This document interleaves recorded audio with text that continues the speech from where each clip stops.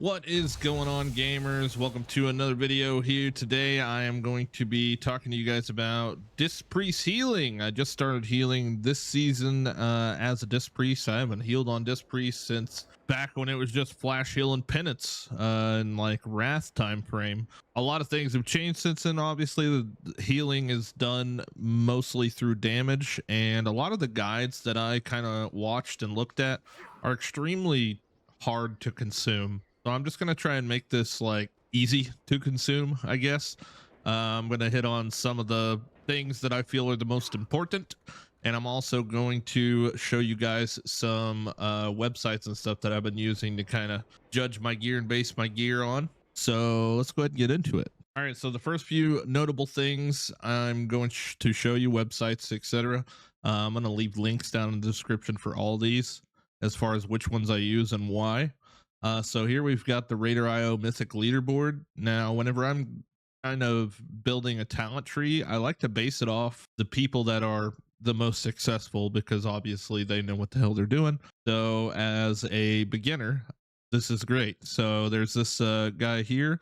Don't know what that says, but I actually ended up using Sweetie Jack's build here. So this is how you essentially copy the talent build. And this is pretty much the one that I'm using for this. So another awesome website, obviously Icy Veins has a nice BIS list here that I'll leave down in the description as well. Just click on Mythic gear if you're like me and you're not doing any raiding and you just want to get your BIS stuff from Mythic dungeons. This is pretty, and also the enchants or whatnot. Most of you guys probably know about that stuff. Now Wowhead has a pretty cool trinket tier list that I thought was pretty neat. It actually starts out with crafting, delves, and raiding all checked, but you can actually just focus it on mythics. Now this Burin of the Candle King, I feel like it's a pretty good trinket. I really don't know if it deserves to be S tier. I used it for quite some time. I still have it to switch in and out, but I actually have a trinket that's not even on this list that I think is more valuable than this one. Essentially, this one just makes a copy of your tank that can absorb like 4 million damage, which sounds like a lot, but every time I use it, it's like immediately gone. So, and it's a 1.5-minute cooldown. So I don't really know if this is very S tier. I also got this Mug's Moxie jug from doing my Pinnacle chest weekly yesterday. So the trinket that I actually use is Abyssal Vault. I have no clue where I got it from. I think it was from a delve, but it's essentially like a second power infusion.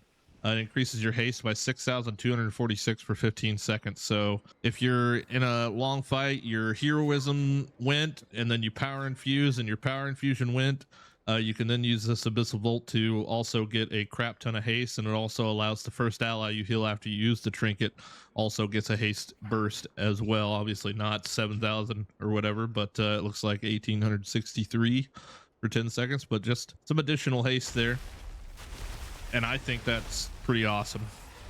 Lastly, this QE Live deal pretty much shows you every piece of something that you can get, and it tells you how many upgrades it is and the source to get it. The thing I like to do the most here is go to the dungeon tab, and you can see it breaks down each mythic dungeon and tells you how much % of an upgrade it will be if you get that item, and pretty much does that for every item. If they're blacked out, then they're not an upgrade for you. But essentially what you do for this website here is you download a plugin called Simulation Craft, and then you come into your game and you just type /simc, and it'll give you the string to copy. You just copy that, and then you go to this website here and you just import your gear list, boom, like that. And I set it to just Mythic 0 and press go to the dungeon tab, and there you go. Shows you all your stuff. Same thing if you need raid gear, so it tells me everything that's a potential upgrade for me.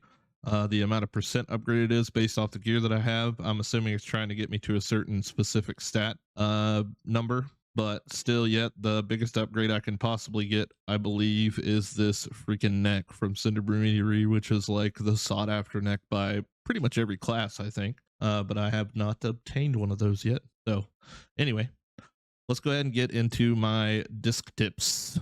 All right, so assuming that the majority of people understand how the way disc works, I'm just going to kind of talk about some things that were kind of essentially like hidden tech that I really didn't know about. Now, one thing I think is very beneficial is kind of the way you open a fight.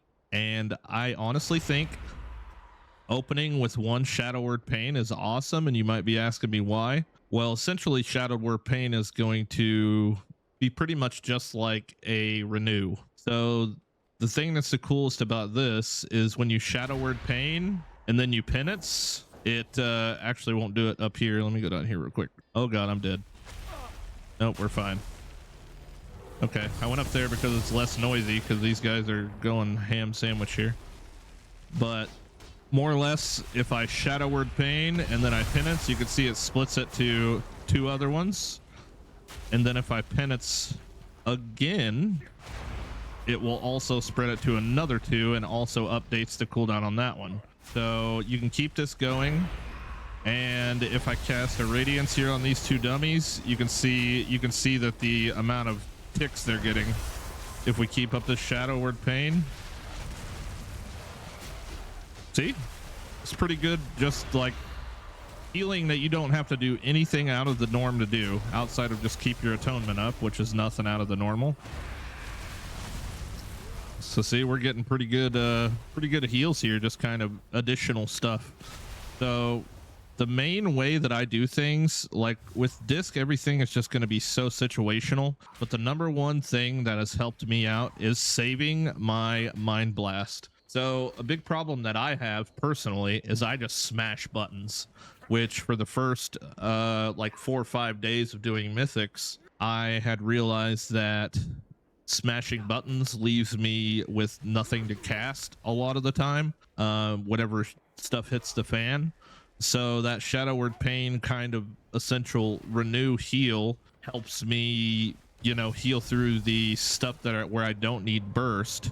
But the way that I kind of do like a rotation on a not bursty fight is I'll Shadow Word Pain, I'll Radiance, and then I'll Penance, and then just casting Smite after that. And just this alone will keep everybody up. And obviously me casting Smite, you can see here on my frame that my atonement is actually resetting, and that's pretty much what it does, right? Smite, while you're casting it, it'll reset on one person. Every time Smite hits somebody, it'll reset an atonement on someone. So you want to take the time to make sure your penance is still doing its thing.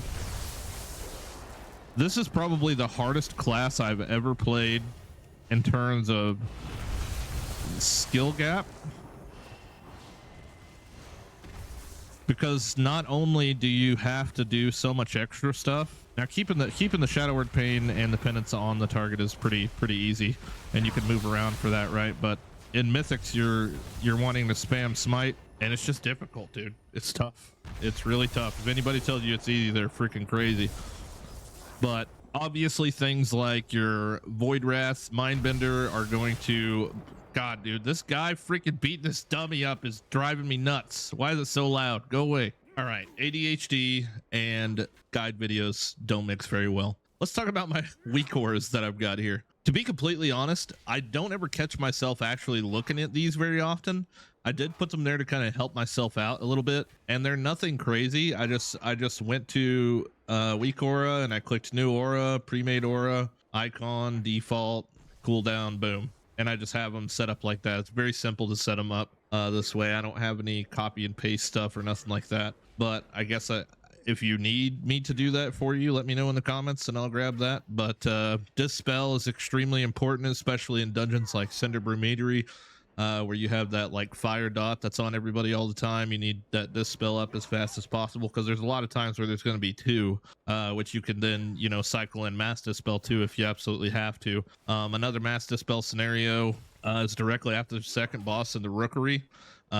Pretty much just tell everybody to group up for Mass Dispel, because essentially all the Dispels in the Rookery are heal absorbs, and I just, you know, if I can manage to Mass Dispel them, then that's definitely a lot faster than trying to burst heal through them. My brain is all over the place. Holy crap. Another thing I have a hard time like focusing on is always keeping bubble up. So I put that on my weak aura too to kind of help me remember, hey, as soon as that's visible again, I need to do another bubble. because the bubble is actually insane, right?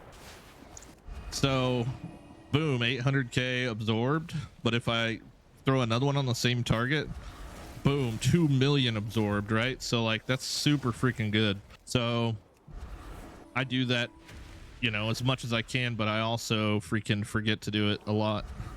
Remembering everything that you can do that's kind of in your toolkit is super hard, dude. Super hard, but I love it, man. Like I'm enjoying the heck out of it. So Shadow Word Pain, Penance, we're gonna Radiance to get everything up. We're gonna Mindbender. We can also use Shadow Word Death for a big kind of burst heal there, which really isn't that impressive, honestly. But we're gonna spread our Shadow Word Pain again. There we go.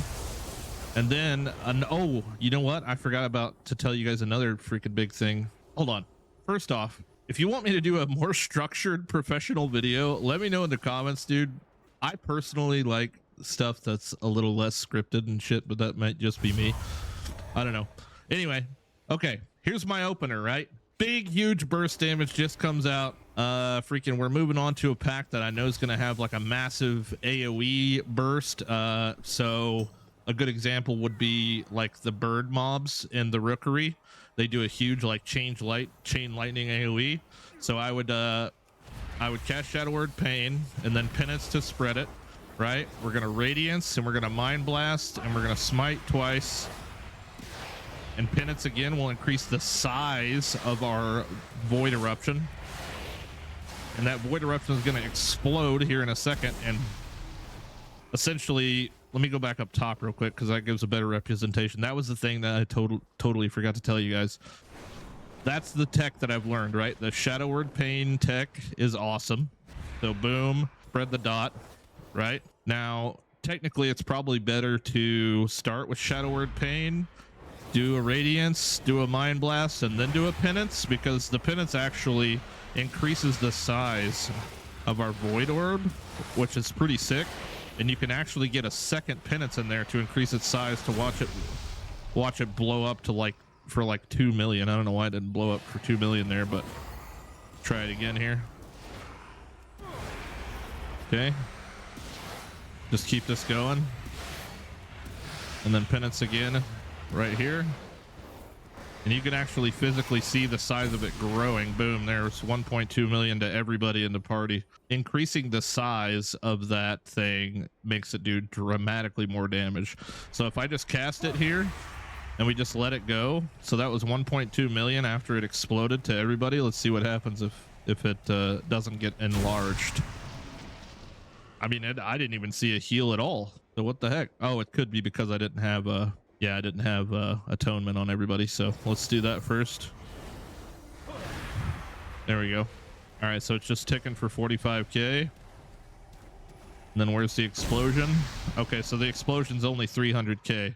So the difference in essentially upgrading your Void Ball is, I mean, it's drastic, right? So Radiance, Mind Blast, Penance to increase the size of it. We're just going to cast some Smites here. We need big burst damage, big burst heals, boom, and then watch the explosion.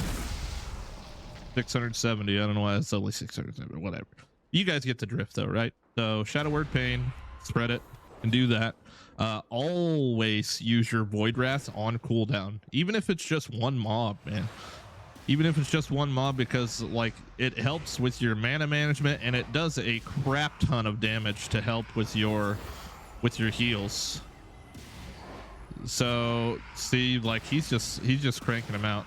The way that I've pretty much found that disc is just essentially just a crap ton of small heals, right? All right, last thing I want to talk about, and this is probably common knowledge, evangelism. So the way evangelism works is it splits 5 million healing to everybody that has atonement, and it also increases the duration of your atonement. So for instance, if just this guy has atonement and I hit evangelism, he will get a 6 million heal, right? So if it's a situation where nobody else has atonement and you have a bubble on your tank and your tank takes a huge tank buster hit, evangelism is really going to help with that. You can use it to boost him, or you can Radiance if your whole party's taking a lot of damage and use it, it's going to increase that atonement time frame and just really give you a whole lot more time to get everybody up. It's pretty much the gist of it, man. Be very careful and mindful of when you use your Mind Blast, and don't try not to use it if you don't need to use it, because your Mind Blast is going to be your biggest heal that you've got. Absolutely. We've also got Ultimate Penance, which, you know, it's kind of good, but I still don't really think it's really that good, if I'm being completely honest with you. Like if we go Mindbender, Radiance, Mind Blast, Penance, and then we just go into Ultimate Penance, like it does a lot of stuff. It does a lot of damage and stuff, but I don't know. I feel like it does a lot of overhealing that doesn't really need to happen. I don't really like it. Plus the 5-minute cooldown. I mean, I guess it helps, but I kind of wish it was insta cast and not like a cast, because it just feels weird that you have to cast it. But maybe that's just me. But anyway, this has been my Disc Priest guide, terribly put together and laid out, and I hope maybe somebody got some value from this. But all the links for everything will be down in the description. You guys check that out, and yeah, good luck healing. And if I missed anything important, any sort of tech or anything like that, let me know too. If you happen to be some sort of professional disc guy, do that. And yeah, man, I'll see you guys on the next one.